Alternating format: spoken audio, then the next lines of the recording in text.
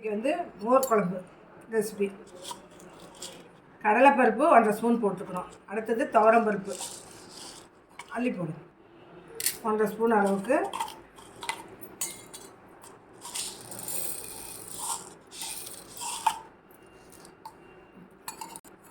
பச்சரிசி இல்லை சாப்பாட்டு அரிசி எதுனாலும் போட்டுக்கலாம். 1 ஸ்பூன் அளவுக்கு அரிசி.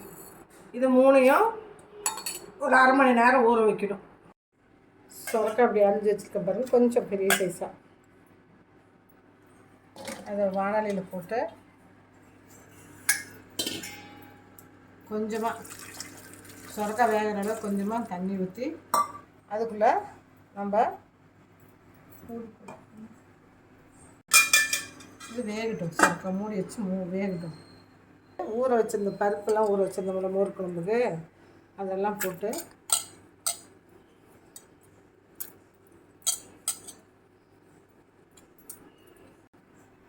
மோர் குழம்பு நிறைய மோர் இருக்கிறதுனால 5 மிளகா போடுறேன். பச்சை மிளகா, வரமிளகா ஒரு 4 போட்டிருக்கேன்.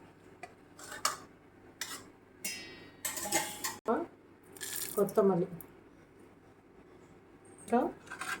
தேங்காய். இதை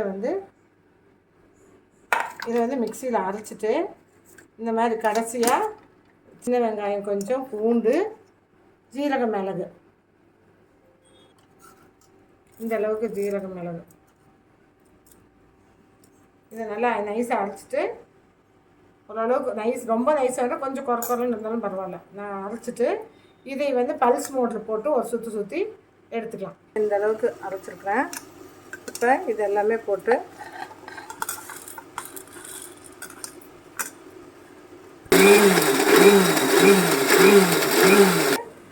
பாதி தான் வெந்திருக்குது. நல்லா ஓரளவுக்கு வேகட்டும்.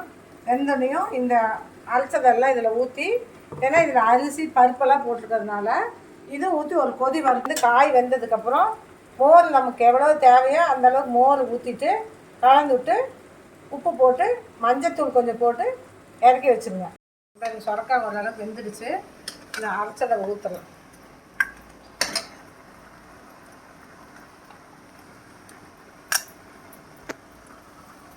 கொஞ்சம்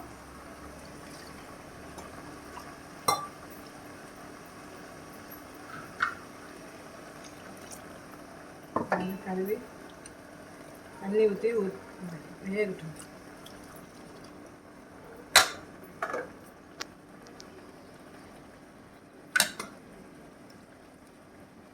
ரொம்ப தண்ணி ஊற்றாதீங்க. மோர் ஊற்றுறதுனால பச்சதமாக தண்ணி ஊற்றுனீங்கன்னா தான் தண்ணியாட்ட இருக்காது குழம்பு.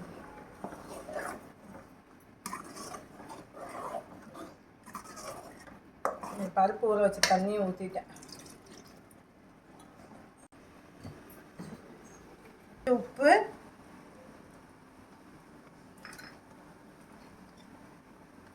மஞ்சத்தூள் கொஞ்சம்,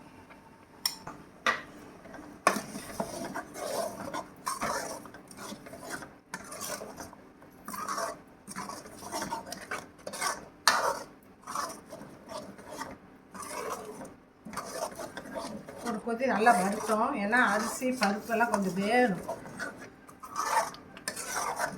கொஞ்சம் கிளறி விடுங்க, ஏன்னா அடி பிடிச்சிடும். அரிசி பருப்புங்கனால கொஞ்சம் கிளறி விட்டிங்கன்னா அடி பிடிக்காமல் இருக்குதுன்னா கீழே போய் அடி பிடிச்சிடும் குழம்பு.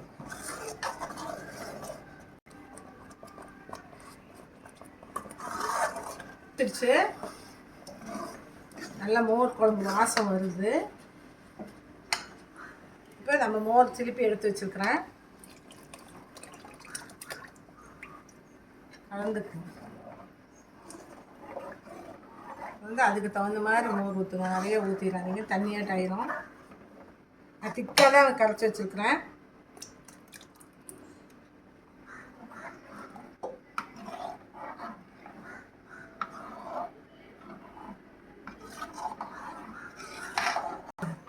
இந்த அளவுக்கு திக்காக, ரொம்ப தண்ணியாட்ட வச்சிடாதீங்க. கொஞ்சம் ஓரளவுக்கு திக்காக வச்சிங்கன்னா இதே இஞ்சிக்கும். பொங்கி இருந்தால் போதும். பொங்கி வரும்போது அடுப்பு நிறுத்திட்டு எடுத்து ஊற்றிடுங்க. தள்ளி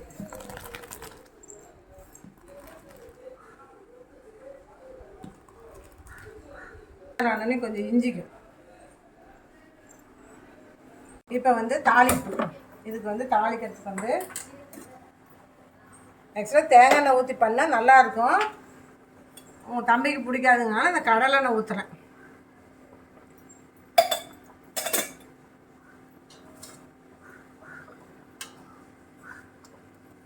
கடுகு நல்லா பொரியட்டும்.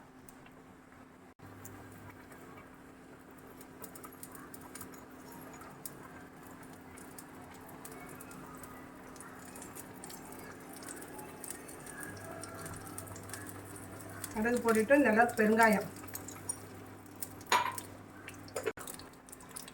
ஜீரகம், பச்சை மிளகாய்,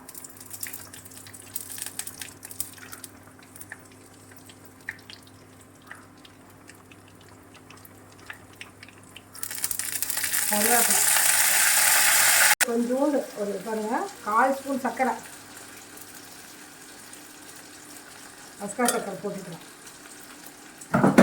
ஏன்னா அந்த மோர் கொஞ்சம் புளிப்பாக இருக்கும்ல, அதுக்காக அந்த புளிப்பு தண்ணி எடுக்கிறதுக்காக சர்க்கரை கொஞ்சம் போட்டுக்கலாம். இதை எடுத்து